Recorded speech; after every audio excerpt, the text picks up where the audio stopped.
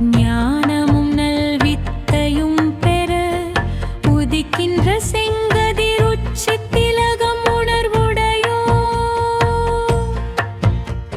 மதிக்கின்ற மாணிக்க மாதுடம் போது மலர் கமலை துதிக்கின்ற மின் கொடி மின்கடி குங்குமத்தோயமென்ன விதிக்கின்ற மேனி அபிராமி என்றன் விழுத்துணையே.